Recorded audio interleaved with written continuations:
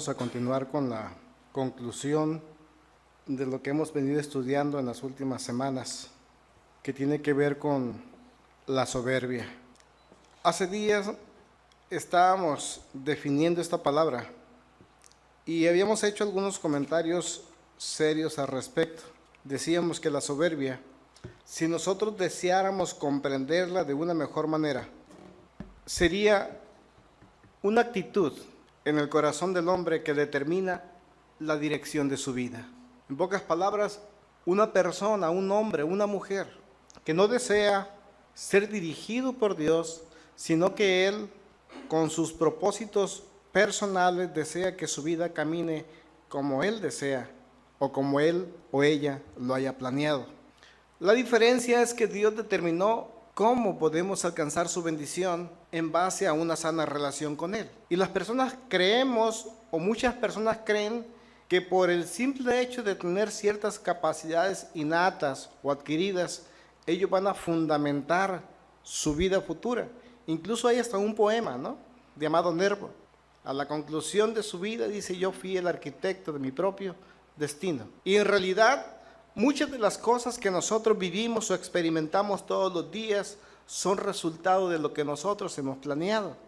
Pero en esta decisión que los hombres tomamos, cuando son personales, no tiene influencia Dios. Quiero que me entienda un poco. Dios determina la forma de cómo tú y yo podemos ser felices, de cómo podemos alcanzar el éxito. Nos muestra un camino, un plan a seguir, nos muestra un proyecto.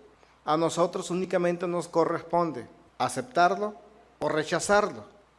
Esa relación sana con Dios está basada en su propia voluntad, no en la voluntad de cada uno de nosotros. Porque si así fuera, estaríamos al nivel de Dios. Si nosotros deseamos las bendiciones de Dios, si deseamos que Dios nos prospere, nos respalde, pero haciendo nuestra propia voluntad, estaríamos a la semejanza o a la misma altura de Dios. ¿Me está entendiendo? Se lo pongo más fácil. Satanás quiso gozar de todo lo que Dios había creado. Quería seguir teniendo lugar prominente.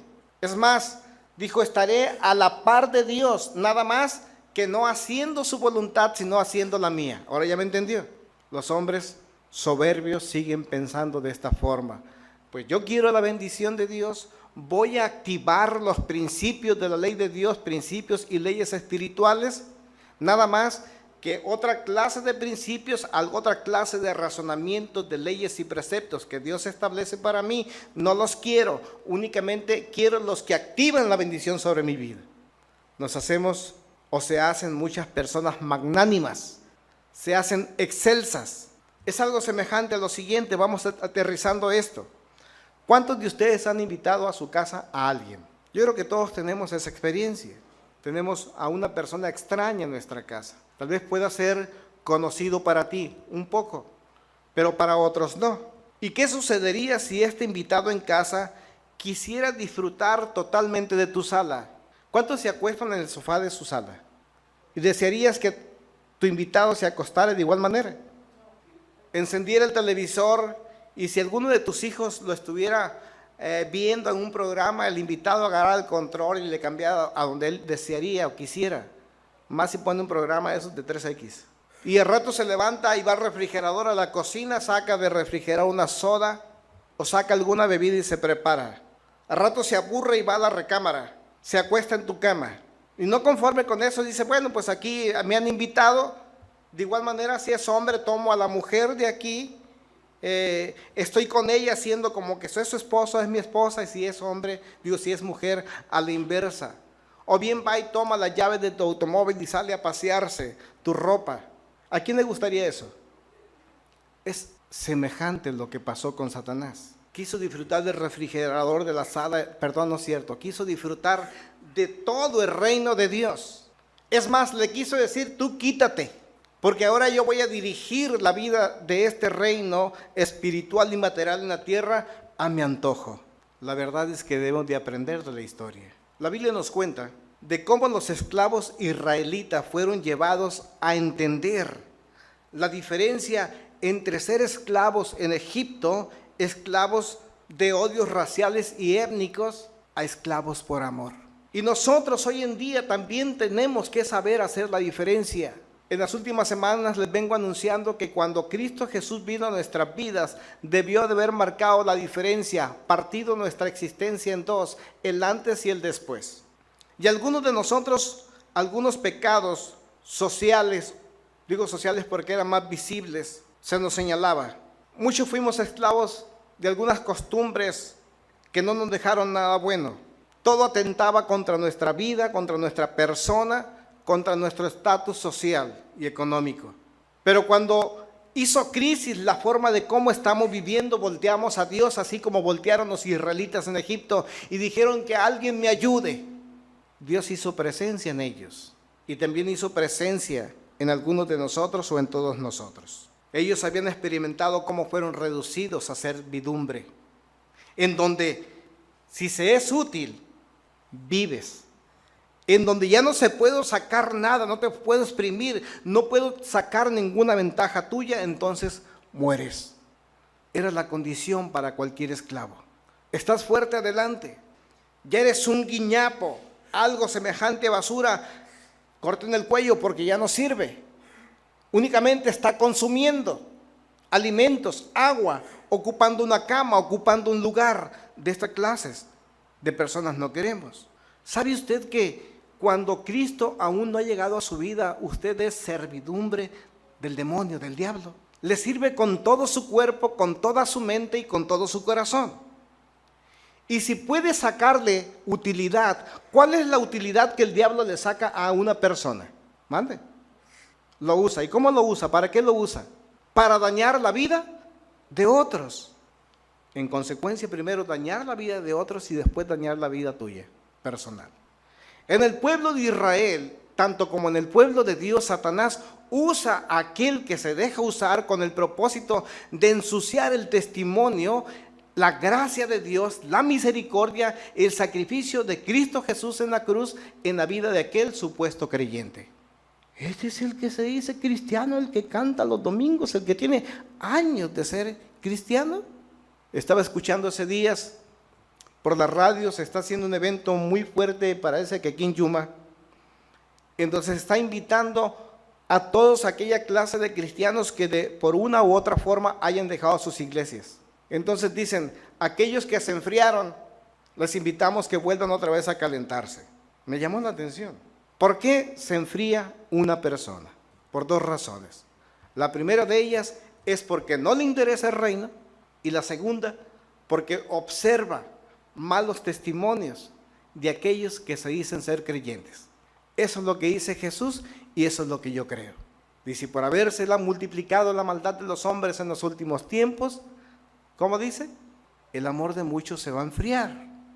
Entonces, hay personas que están siendo reducidas al servicio, no personal, sino al servicio, son útiles para la vida de otros. Y tenemos que tener mucho cuidado. Los israelitas lo habían entendido. Sabían cómo estaban siendo exprimidos, haciendo adobes, construyendo la grandeza de ese imperio enorme, construyendo más grandeza sobre grandeza. Yo te aseguro que ninguno de ellos figuró en alguna lápida de las pirámides de Egipto. Aquí murió fulano de tal, judío, construyendo o colocando una piedra. No tenían importancia. Cuando Dios los saca de Egipto a ellos, empezó a sustentarlos.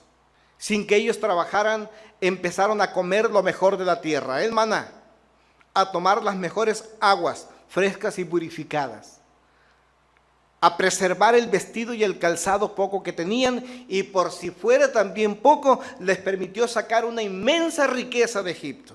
Dios les había hecho renacer en su crisis una fe y una esperanza.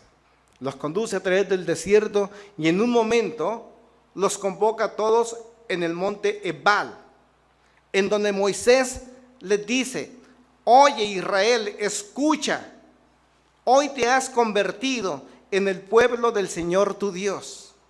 Vaya a Deuteronomio, por favor, capítulo 27, versículo 9 y 10. Guarda silencio Israel y escucha. Hoy te has convertido en el pueblo del Señor tu Dios. Obedece al Señor tu Dios y cumple los mandamientos y preceptos que hoy te mando.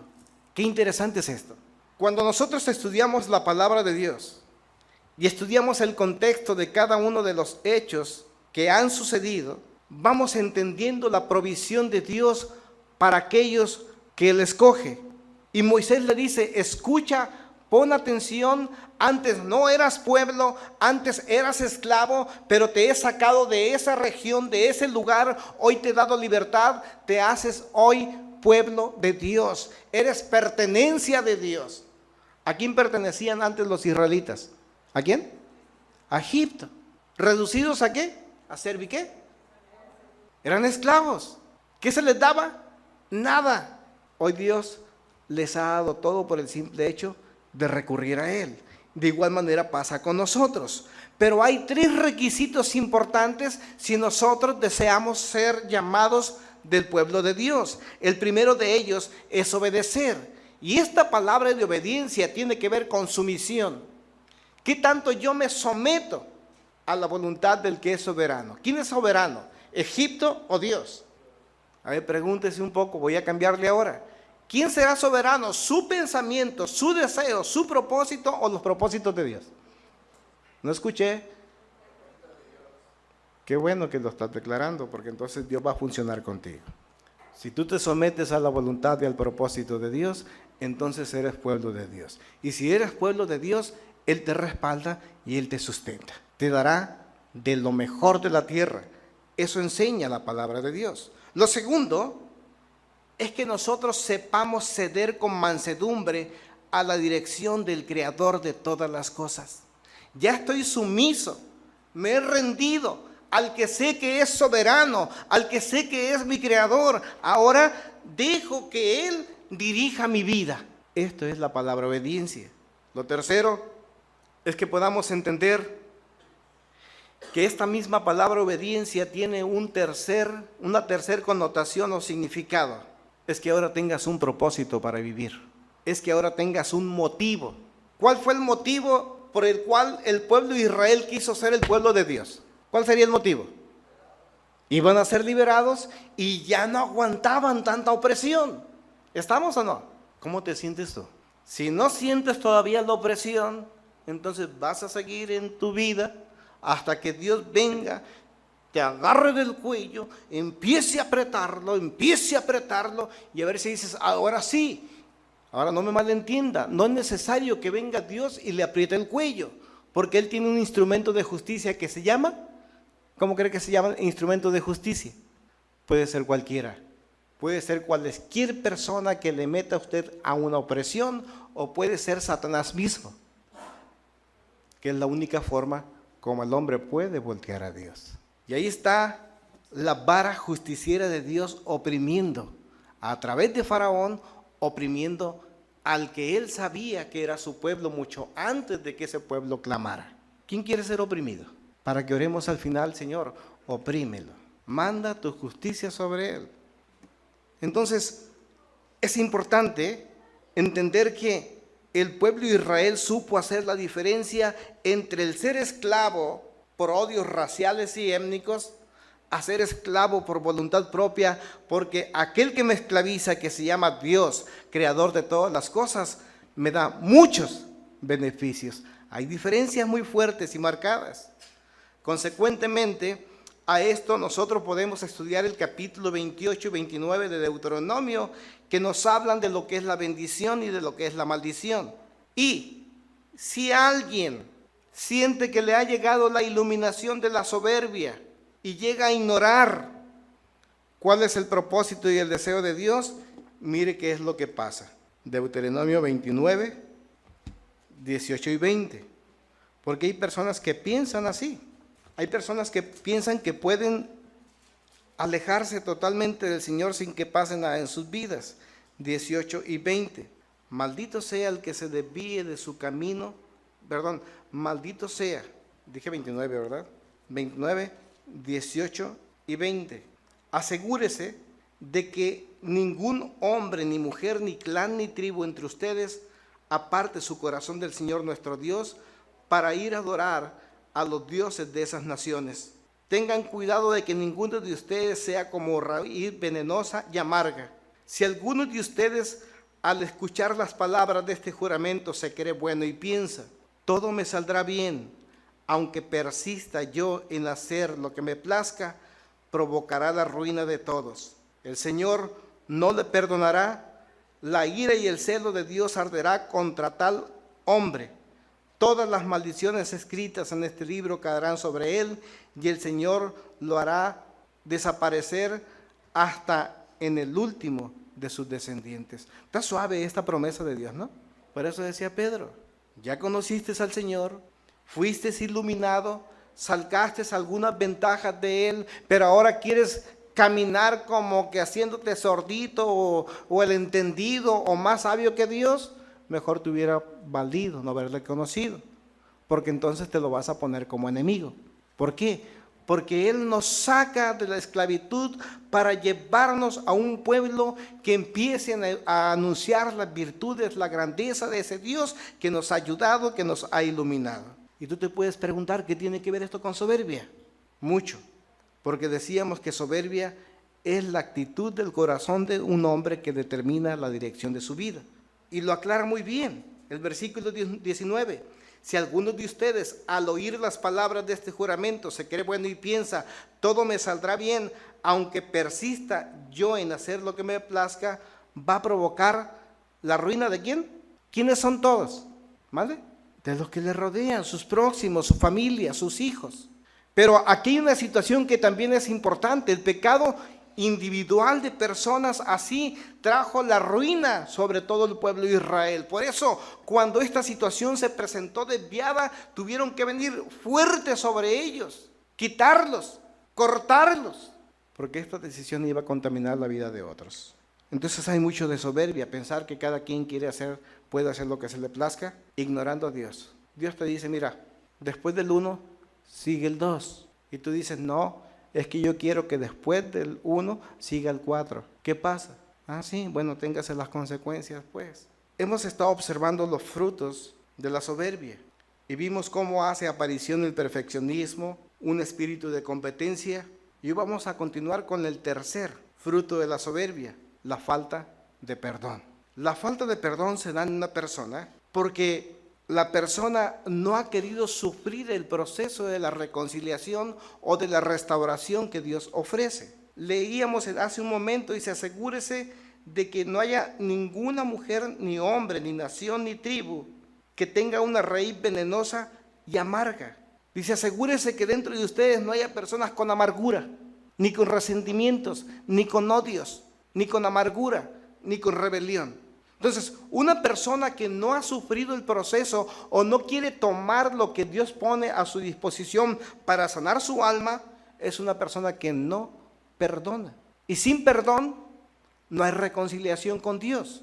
Si tú no perdonas, Dios tampoco a ti te perdona. ¿Sí me entiende esta parte? 4 cosas importantes existen en una persona que no sabe perdonar. Primero de ellas, encontramos que puede ser una persona herida. Una persona herida no perdona. Una persona con resentimientos no perdona. Una persona con amargura no perdona. Una persona con odio no perdona. Una persona que se rebela tampoco perdona. Lo tercero es observar en una persona así una actitud quisquillosa. ¿Qué será eso? Una actitud quisquillosa. Nada le agrada. ¿Y por qué no le agrada nada? Es que tiene más consecuencias. Una persona quisquillosa no es que las cosas no le agraden y puede tener razón. No le agrada nada porque siente y cree que ella es superior a todo el entorno. Es soberbia. Lo peor de todo, se nos define que la fortaleza de las personas quisquillosas está puesta en pequeñeces, en cosas minucias, dice, minucias. Eso, en migajas, en sobras, en cosas que no sirven, ahí donde hacen su fortaleza. Pero también son personas demasiado susceptibles, fáciles de ser dañados, dicen ellos. Es que me hirió, me dañó, ¿y por qué? Si yo no vi que te haya dirigido la palabra, precisamente es que se volteó cuando iba entrando, o me echó unos ojos. Todo interpreta, todo hace, para hacer creer que es dañado por todos. nada le gusta, quisquillosa. Es una persona iracunda. ¿Sabe? ¿Conoce a una persona iracunda? Decíamos, con el odio, con la ira, a flor de piel. Enajenada. Una persona que no entra en razón y cede el juicio por el trastorno. ¿Me entendió esto? Dice, ¿sabes qué? Yo no te voy a entender. ¿Y cómo van a entender si el buen juicio que pudieran tener lo cambian por trastorno? Son personas que están trastornadas. No hay un buen juicio en ellos. Cambian. Deciden. Ellos mismos deciden una vida trastornada por el buen juicio. No necesariamente porque lo están decidiendo. Partieron de la soberbia. Se creyeron superiores a Dios o quisieron ignorar el mandamiento o el consejo de Dios.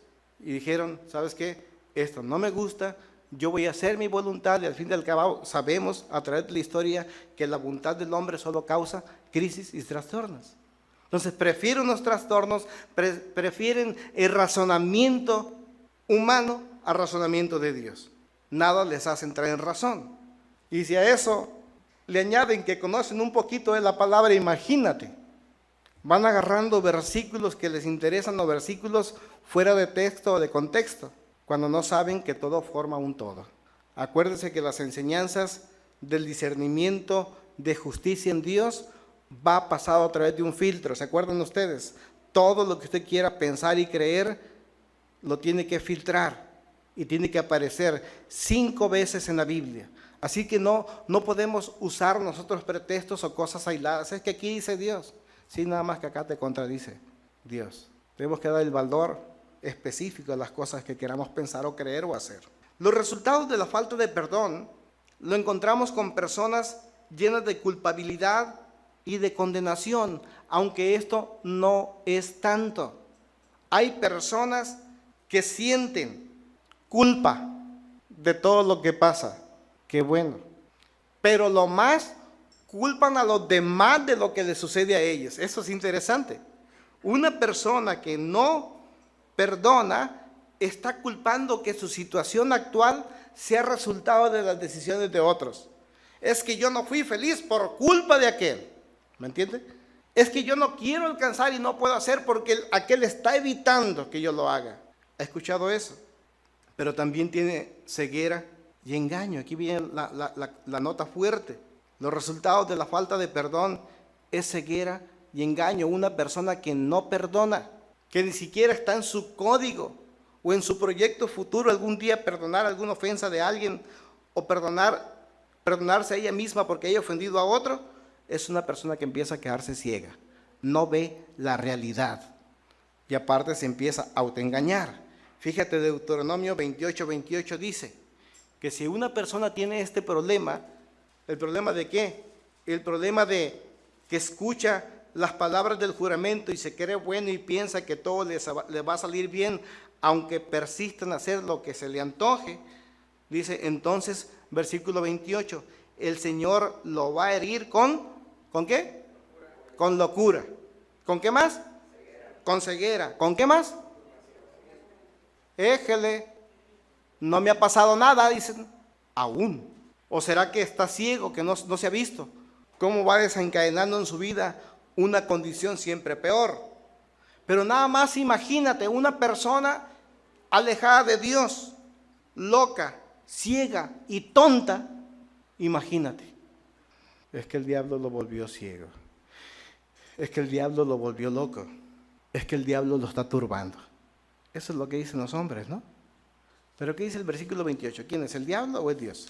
Dios mismo dice, yo te voy a poner sobre tu vida locura, ceguera y turbación de espíritu.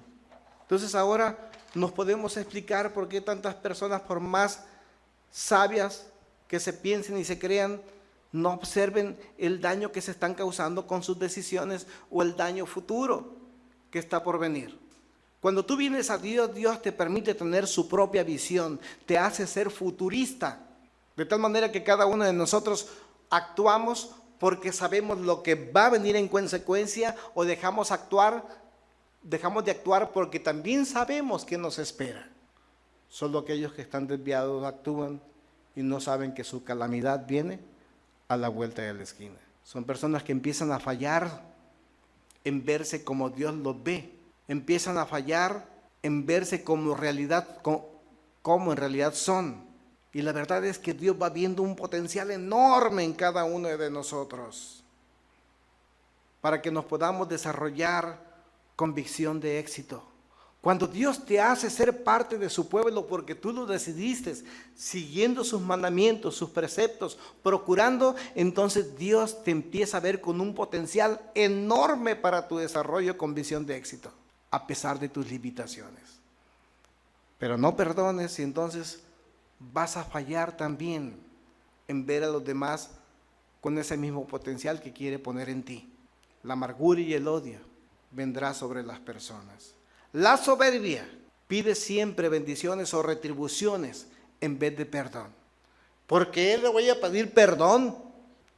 Por todo lo contrario, más bien que me venga a alabar por todo lo que yo he hecho por él o por ella. ¿Has escuchado esas cosas? Tanto que yo le doy y usted quiere que lo perdone. Con qué poquita pinole se ahoga, dicen, ¿no? El soberbio pide retribución en vez de perdón. En alguna vez escuché a un estudioso, un teólogo, que admiro mucho, decir que un rey no pide perdón. Y anoche le platicando con Ever, le decía, hijo, ¿qué piensas de esto? Me dijo, pues el rey está en su derecho, no pedir perdón. Y en realidad es así. Nada más que hay una cosa, los reyes de la tierra estaban equivocados, el único que no se equivoca es Dios.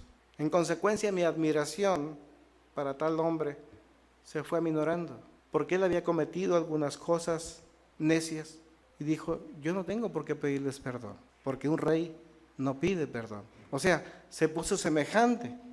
¿A quién? A Dios. Otro de los frutos de la soberbia es la incredulidad.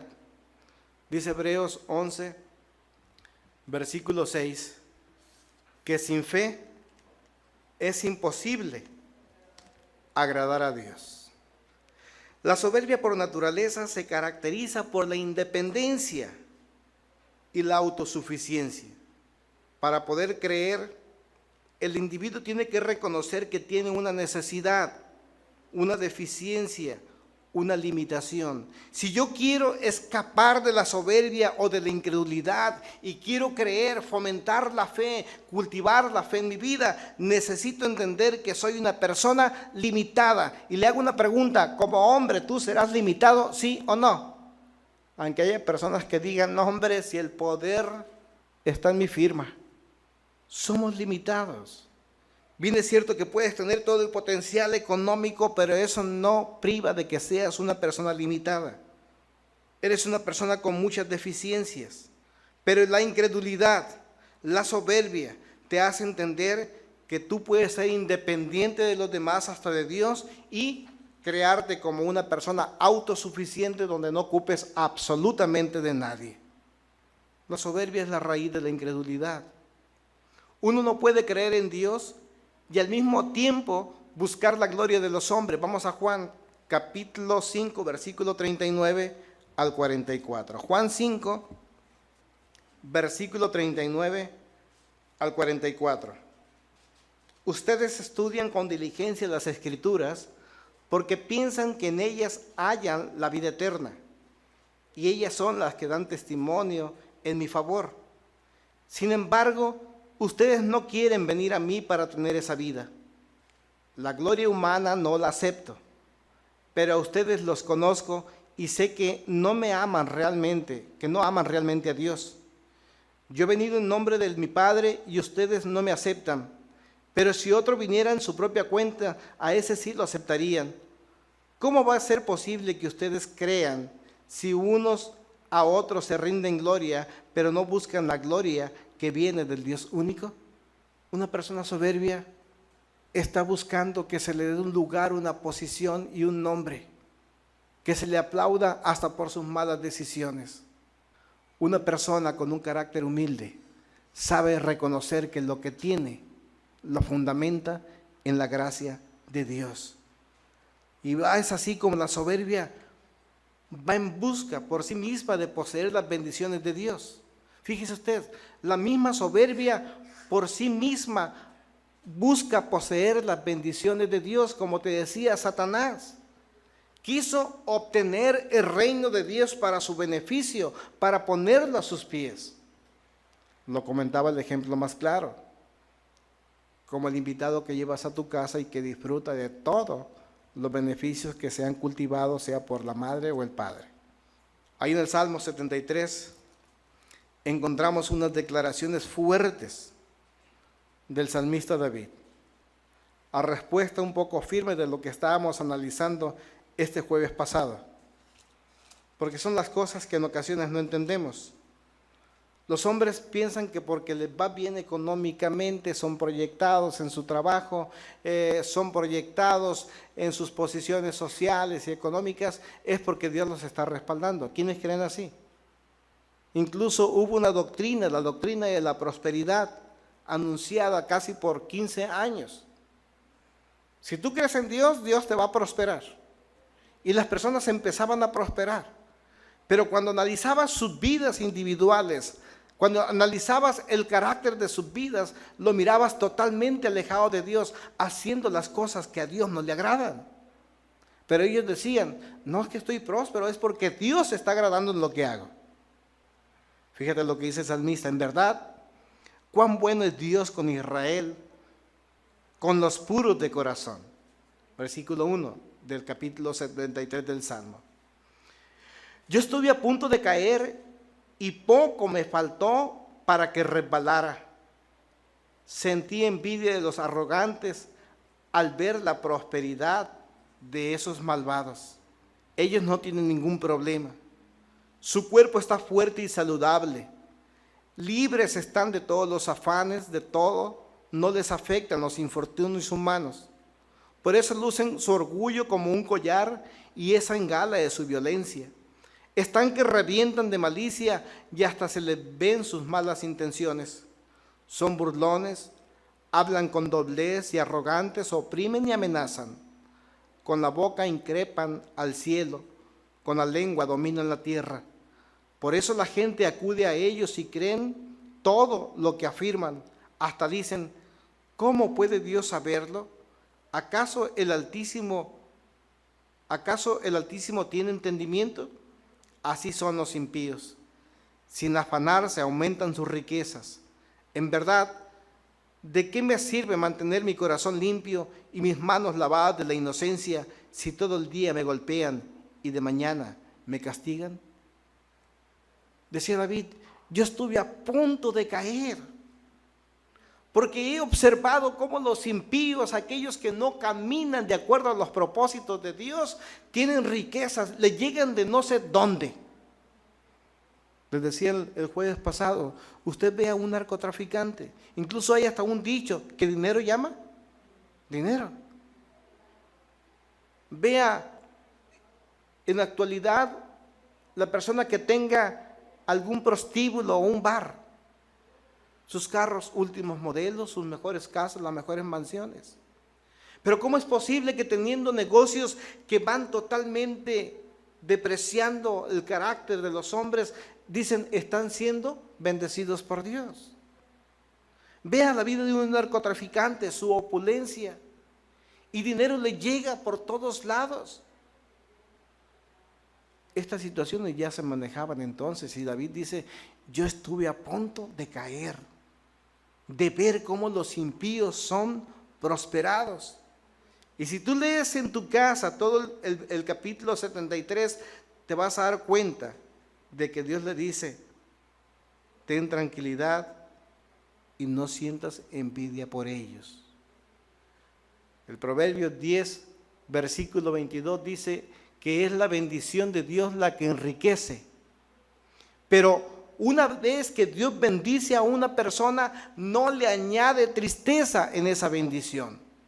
Mientras aquellos impíos están prosperando, tienen un montón de aflicciones, un montón de tristeza, cuando Dios bendice a sus hijos, no les añade tristeza, está muy lejos. Ahí vemos las diferencias. Entonces empieza a luchar contra Dios o con Dios. Empieza a buscar los principios de fe. ¿No le conoce, no le suena algo conocido esto, Dacia? ¿O a ustedes? Que hay personas, no porque ella lo esté haciendo, no, que se lo ha escuchado por algún lugar. Le venía platicando a mis hijos cómo en la parte posterior se anuncia una iglesia cristiana. Dice, Dios nos ha dado entendimiento. Si tú tienes un tesoro en tu casa o quieres saber, ven, porque el Espíritu Santo está obrando sacando tesoros enterrados. Dios no está para eso. Los impíos saben que todo el mundo y el universo fue sujeto a principios, a leyes. Conocen que hay principios. Cuando usted pase por la Anáhuac, a la altura o más bien en la sede de los masones, va a encontrar los Rosacruces, que son una orden de la masonería, y ahí tienen anunciado. Hay principios que gobiernan el mundo, búscalos. El principio de la adherencia, el principio de las bondades. Si tú eres bueno, dicen, la bondad te va a seguir. Eres como un imán. Las cosas buenas hacen que el bueno sea bendecido. Somos como un imán. La ley de la atracción. Tú eres bueno, ¿qué es lo que te atraes? Cosas buenas. ¿Eres malo? La ley de la atracción funciona. ¿Qué te suceden? Cosas malas. Conocen a unos impíos que existen principios. La siembra y la cosecha. La ley de la causa y el efecto. Entonces, el negarse a buscar la voluntad de Dios y el placer de Dios en su propia vida es la actitud de un soberbio. ¿Quiénes de ustedes están buscando hacer su propia voluntad y no la voluntad de Dios? Pregúnteselo. ¿Es usted de esas personas? Bueno, entonces, si es de esas personas, experimente. Sigue tomando sus propias decisiones, ignorando a Dios, pero al cabo de un tiempo, no sé cuánto, porque eso yo no lo sé medir, Dios va a venir contra usted, las cosas no le van a funcionar. Y entonces, ¿a quién va a culpar? ¿A quién? A Dios. Y después de Dios, ¿a quién va a culpar? Al diablo. ¿Y después del diablo a quién? Es que nunca me dijeron. Si tú mirabas, ¿por qué no me dijiste, mal amigo? No, es que estabas tan soberbio que no querías escuchar. Ve usted que la fe y la humildad tienen. Veamos el ejemplo de fe y de humildad. El centurión dijo, yo dijo, no soy digno. ¿Se acuerdan ustedes que vino un centurión para pedirle a Jesús que mandara la palabra para que uno de sus sirvientes sanara? Le dijo, ven conmigo, entra. Dijo, ¿cuál? Ven. No, es que yo no puedo estar contigo, no soy digno. Yo soy romano, no soy judío, yo no soy del pueblo de Dios. Nada más envía tu palabra, le dijo, y todo va a ser hecho porque tú eres el Hijo de Dios. El centurión era alguien que tenía autoridad. Y si él decía que algo se hiciera, se hacía. De igual manera le dijo, tú eres el Hijo de Dios y lo que tú pidas que se haga, eso se va a hacer. Envía tu palabra. ¿Qué te quiero decir con esto? Necesitamos fe y humildad. La mujer gentil, aquella mujer que estuvo esperando una audiencia de Jesús. Tenía problemas en su vida muy serios. Y los discípulos, los apóstoles, y en su momento Jesús le dijo, ¿qué tienes conmigo, mujer? Yo he venido a buscar a los del pueblo de Dios, tú no eres parte. Y le dice la mujer, sí, pero nada más que los perrillos también comen de la mesa del Señor. Fíjate la condición de esta mujer. ¿A quién se asemejó? ¿A quién? ¿A quién? A un perro. Dijo, los perrillos, roñosos y apestosos, comen las migajas de las mesas de su amo. Porque yo no he de ser digna de comer de tus migajas, las migajas del pueblo de Dios. Dijo, qué fe tan más tremenda. Y Jesús le sanó. La conclusión es de que la fe no crece como producto de la raíz de soberbia. Una persona soberbia jamás podrá tener fe. ¿Estamos en eso? Dígaselo una vez más. Una persona soberbia jamás podrá tener fe. Ahora vamos a la parte importante. ¿Cómo podemos cortar la raíz de la soberbia? Lo primero de ellas es pedirle a Dios que nos muestre el engaño de la soberbia. Dile, Padre, muéstrame ese engaño. Muéstrame si en mí hay soberbia. Yo no sé cuántos de ustedes se sientan identificados con ignora a Dios. Pero si es tu caso y quieres ser libre de este problema, acepta que eres una persona limitada y con muchas deficiencias, con defectos. No aceptes esto. Vas a entender que los demás también tienen sus mismos problemas. Son personas deficientes. ¿Qué puedes esperar de personas así? Personas que fallan. Pero ahora, como tú lo entiendes que también fallas, puedes perdonar. ¿Por qué una persona no perdona? Decimos, ¿por qué? Por soberbia. Hace como un mes les pedí que si habían ofendido a alguien, ¿se acuerdan ustedes? Fueran a pedirle perdón. Le quiero hacer una pregunta. ¿Lo hicieron? Sí, qué bueno. Y también le dije que le iba a pedir a Dios con todo mi corazón que le fuera muy mal si no se involucra en el procedimiento de la restauración de su vida. Para que si siente que algo no le está iluminando, yendo bien, no le atribuya al diablo, sino a su falta de perdón. Lo segundo es el arrepentimiento. Si quiero cortar la raíz de la soberbia, tengo que pedirle a Dios que me muestre ese engaño de la soberbia, las deficiencias, las limitaciones, el defecto y las imperfecciones. Luego arrepentirme. Tercero, autosuficientes y que podemos ser independientes, ¿verdad? Pedirle a Dios, abrirnos. Cuarto, cambiar la motivación de su vida. Cambiar la soberbia por el amor. Porque si ustedes recuerdan, les decía al principio de la plática, cuando el pueblo de Israel vino al monte, hoy que eres pueblo, obedece al Señor. Y la obediencia tenía 3 connotaciones: sumisión, aceptación de la soberanía de Dios y tercero, tener un proyecto. Ten un propósito para tu vida. Bendice la vida de las personas próximas a ti. Pero antes de empezar o de iniciar a bendecirlas, entiende que solo no puedes actuar. Tienes que caminar juntamente con el ejército y el equipo de Dios. Tienes que estar unidos con aquellos que piensan como tú.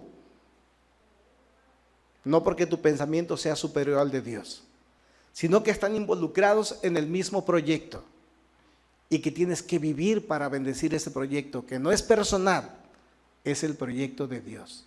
Así como Dios te perdona, como Dios te rescata, como Dios te restaura, como Dios te bendice, es necesario que también bendigas la vida de otros. Y para que los otros puedan venir a sumarse a este proyecto, es necesario cortar toda raíz de iniquidad a través de la falta, para que las personas se acerquen. Digo, rompe con la falta de perdón. Porque si no, ¿cómo? En lugar de estar sumando al reino, ¿qué es lo que pasa? Le estás restando. Y nos podemos quejar al final. Mira, ¿qué tan poquitos somos?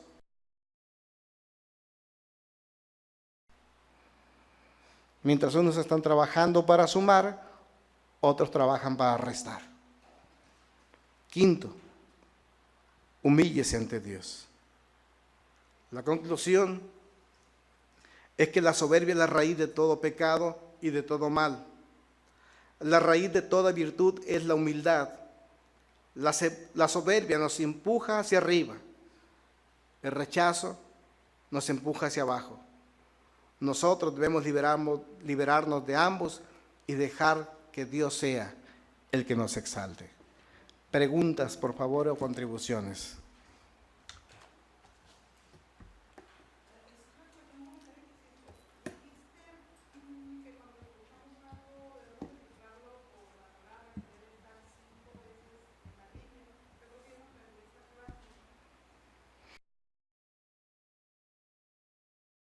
Norma de fe en donde se involucra la doctrina o la forma de pensamiento o encontrar el proyecto de Dios para la vida y para la iglesia, la debemos de encontrar o filtrar a través de 5 cosas que son importantes. Primero, que lo que quieras creer se encuentre en el Pentateuco, los primeros 5 libros de la Biblia.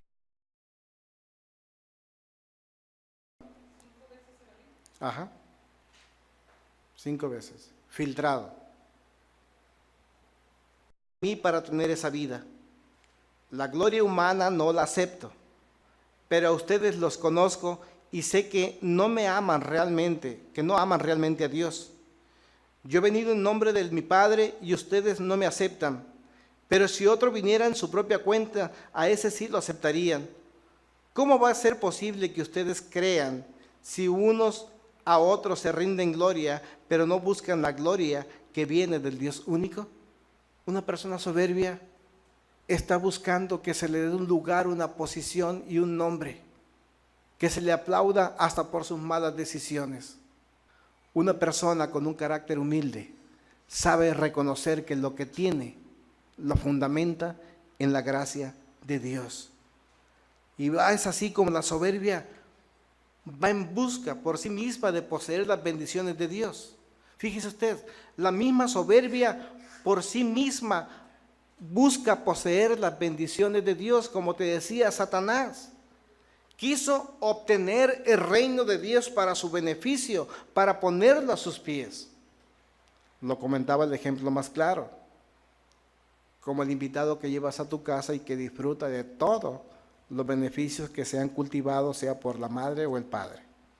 Ahí en el Salmo 73 encontramos unas declaraciones fuertes del salmista David, a respuesta un poco firme de lo que estábamos analizando este jueves pasado, porque son las cosas que en ocasiones no entendemos.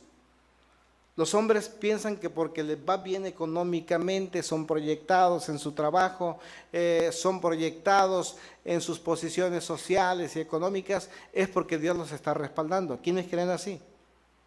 Incluso hubo una doctrina, la doctrina de la prosperidad, anunciada casi por 15 años.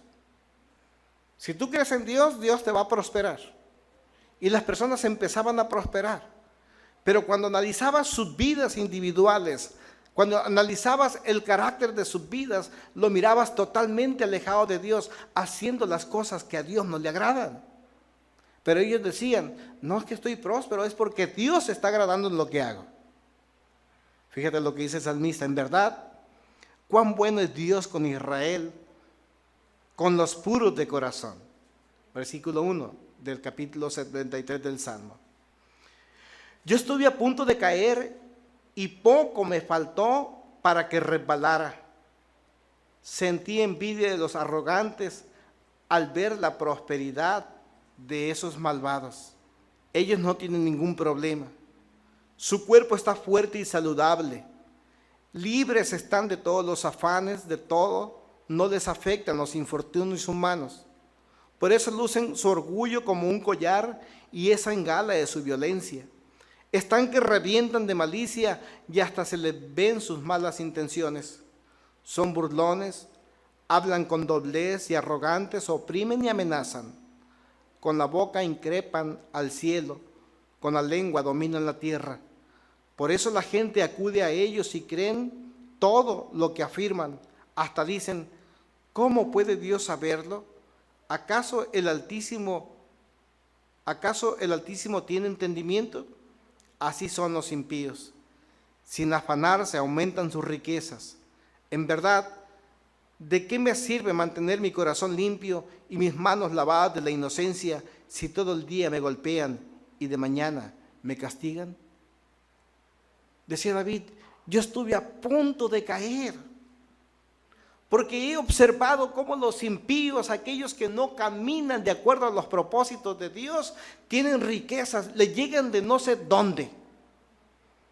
Les decía el jueves pasado, usted ve a un narcotraficante, incluso hay hasta un dicho, ¿qué dinero llama?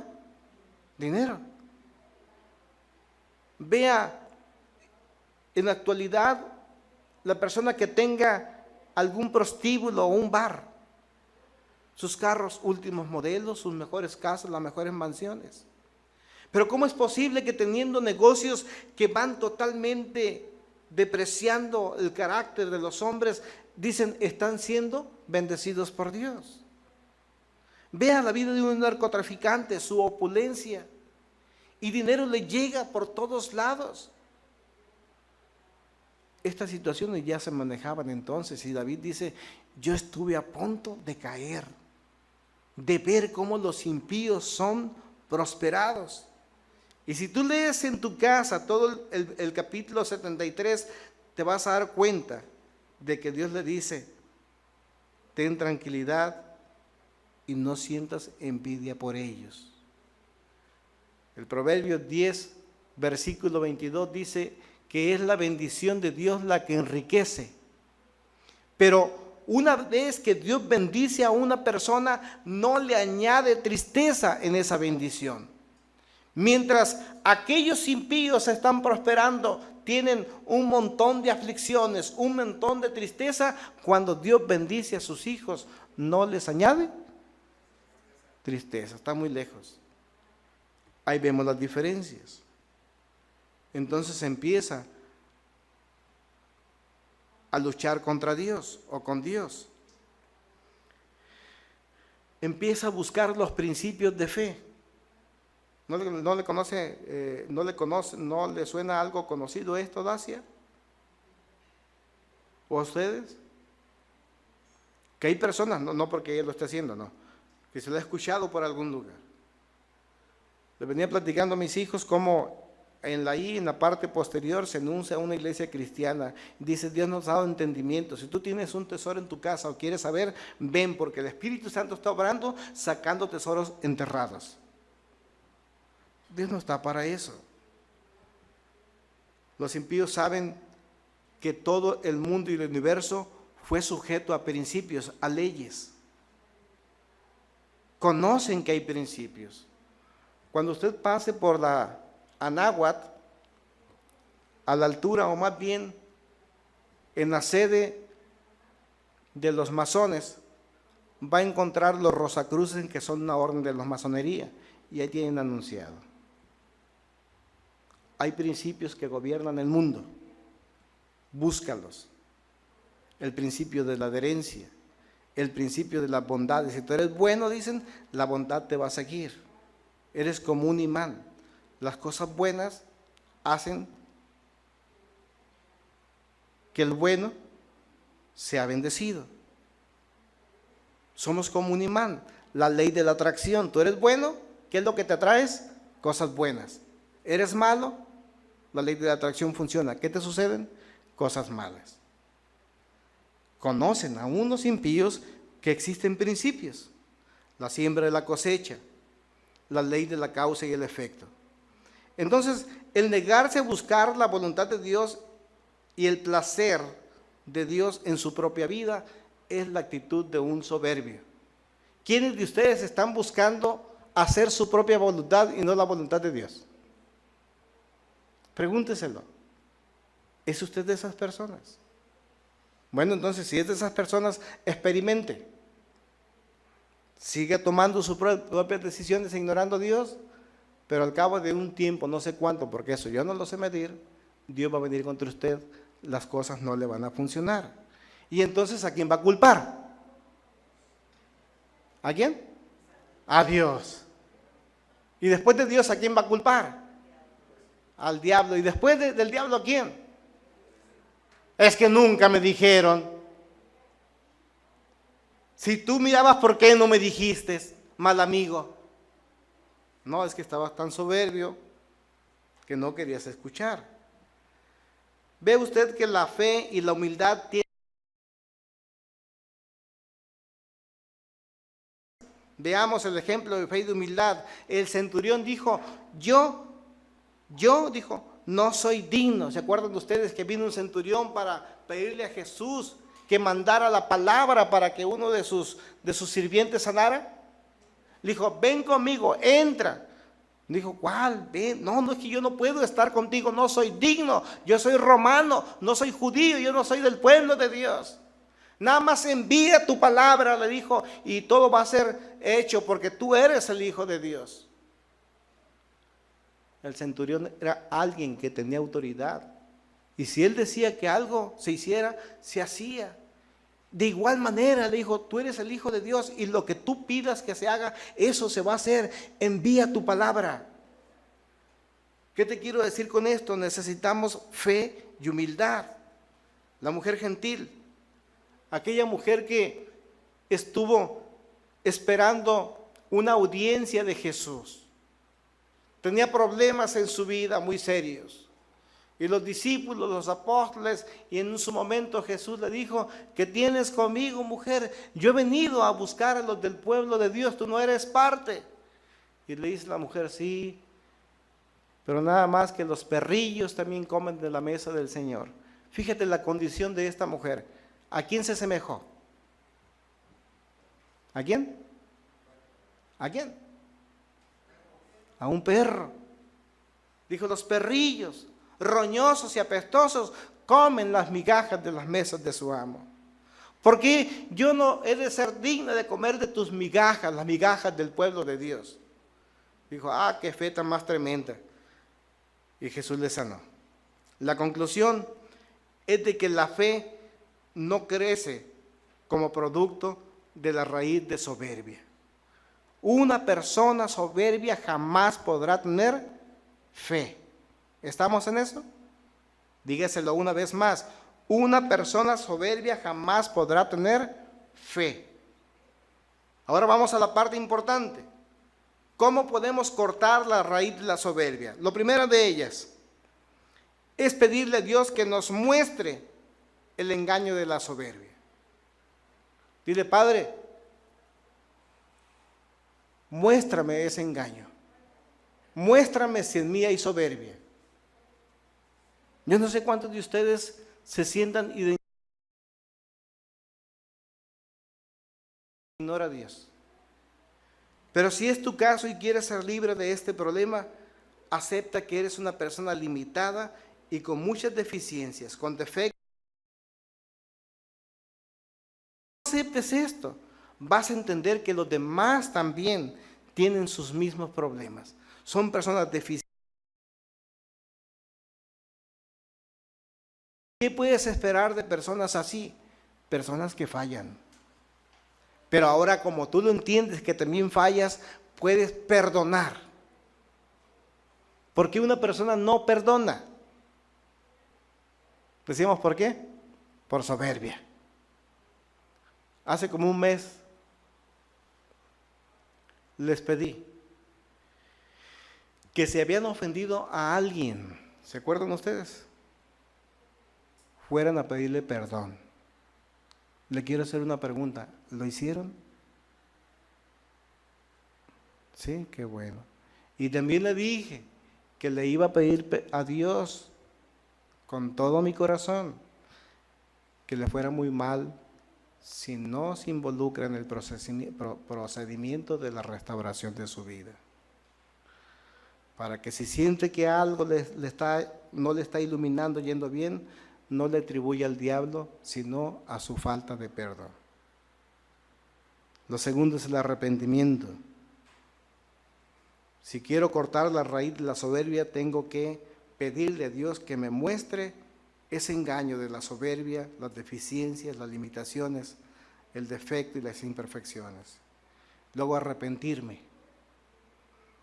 Tercero, autosuficientes y que podemos ser independientes, ¿verdad? Pedirle a Dios abrirnos.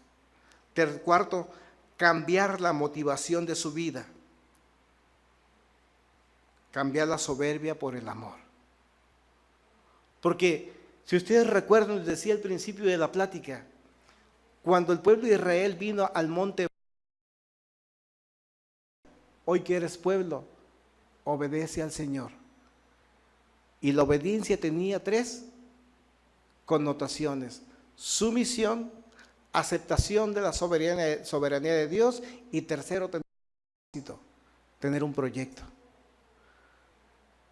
Ten un propósito para tu vida.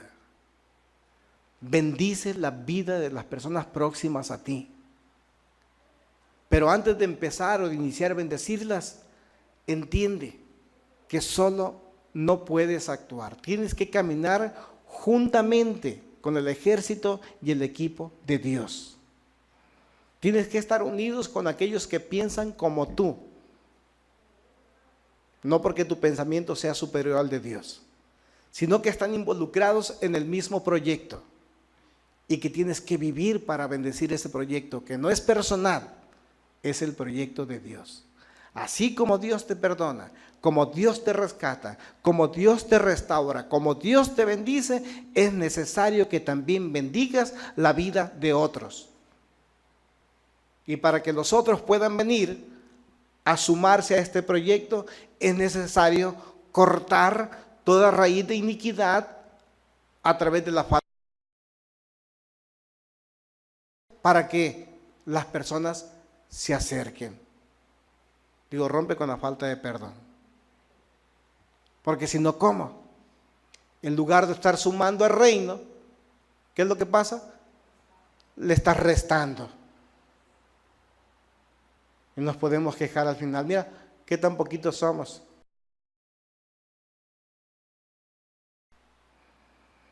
Mientras unos están trabajando para sumar, otros trabajan para restar.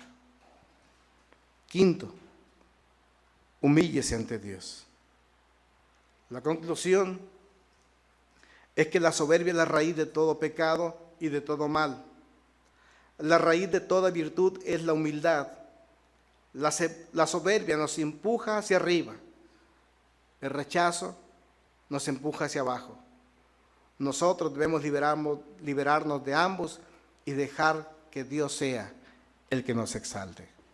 Preguntas, por favor, o contribuciones.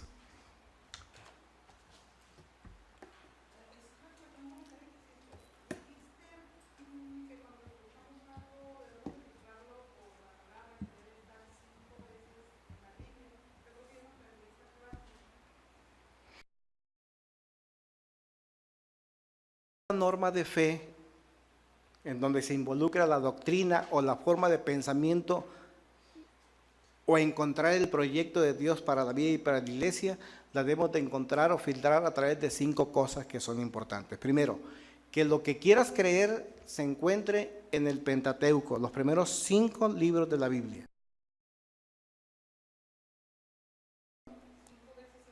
Ajá. 5 veces. Filtrado. Una persona soberbia jamás podrá tener fe. Ahora vamos a la parte importante. ¿Cómo podemos cortar la raíz de la soberbia? Lo primero de ellas es pedirle a Dios que nos muestre el engaño de la soberbia. Dile, Padre, muéstrame ese engaño. Muéstrame si en mí hay soberbia. Yo no sé cuántos de ustedes se sientan identificados. Ignora a Dios. Pero si es tu caso y quieres ser libre de este problema, acepta que eres una persona limitada y con muchas deficiencias, con defectos. No aceptes esto, vas a entender que los demás también tienen sus mismos problemas. Son personas deficientes. ¿Qué puedes esperar de personas así? Personas que fallan. Pero ahora, como tú lo entiendes que también fallas, puedes perdonar.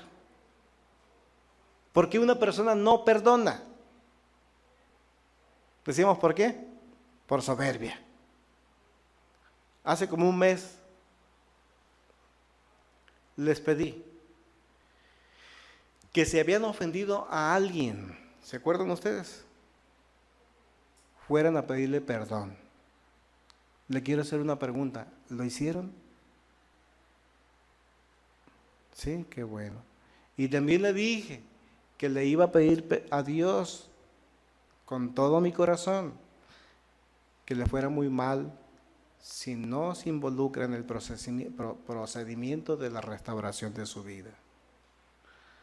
Para que si siente que algo no le está iluminando, yendo bien, no le atribuya al diablo, sino a su falta de perdón. Lo segundo es el arrepentimiento. Si quiero cortar la raíz de la soberbia, tengo que pedirle a Dios que me muestre ese engaño de la soberbia, las deficiencias, las limitaciones, el defecto y las imperfecciones. Luego arrepentirme. Tercero, autosuficientes y que podemos ser independientes, ¿verdad? Pedirle a Dios, abrirnos. Cuarto, cambiar la motivación de su vida. Cambiar la soberbia por el amor. Porque si ustedes recuerdan, les decía al principio de la plática, cuando el pueblo de Israel vino al monte, hoy que eres pueblo, obedece al Señor. Y la obediencia tenía 3 connotaciones: sumisión, aceptación de la soberanía de Dios, y tercero, tener un proyecto. Ten un propósito para tu vida.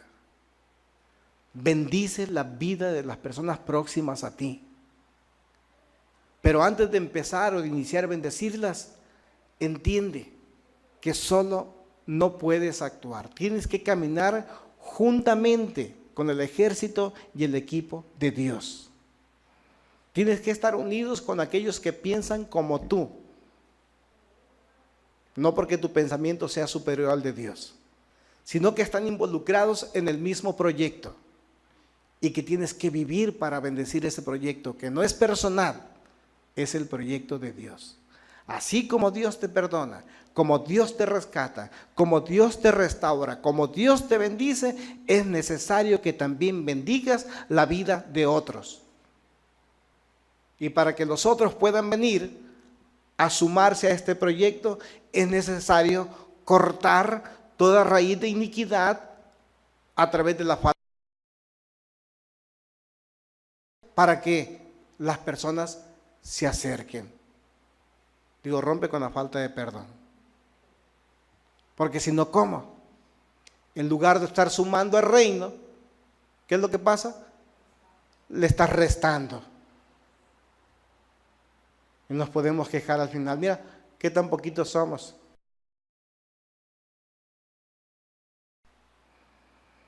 Mientras unos están trabajando para sumar, otros trabajan para restar. Quinto, humíllese ante Dios. La conclusión es que la soberbia es la raíz de todo pecado y de todo mal. La raíz de toda virtud es la humildad. La soberbia nos empuja hacia arriba. El rechazo nos empuja hacia abajo. Nosotros debemos liberarnos de ambos y dejar que Dios sea el que nos exalte. Preguntas, por favor, o contribuciones.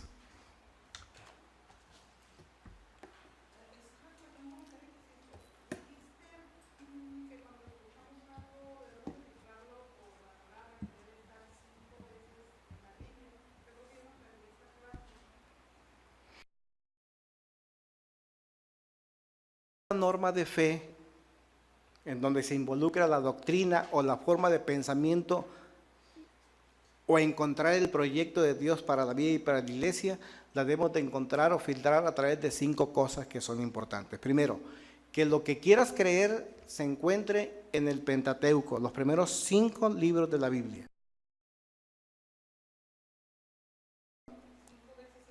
Ajá. 5 veces. Filtrado. través de la falta, para que las personas se acerquen. Digo, rompe con la falta de perdón. Porque si no, ¿cómo? En lugar de estar sumando al reino, ¿qué es lo que pasa? Le estás restando. Y nos podemos quejar al final. Mira, qué tan poquitos somos.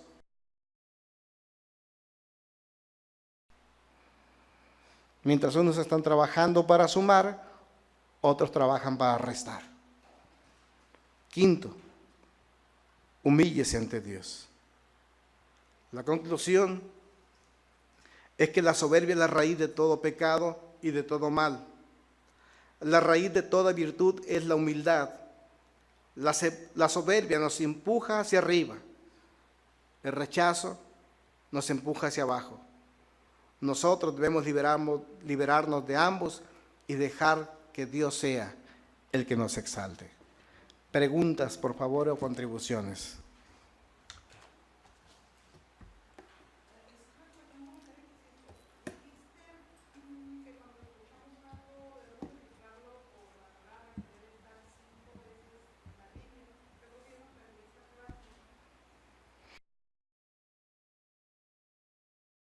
Una norma de fe en donde se involucra la doctrina o la forma de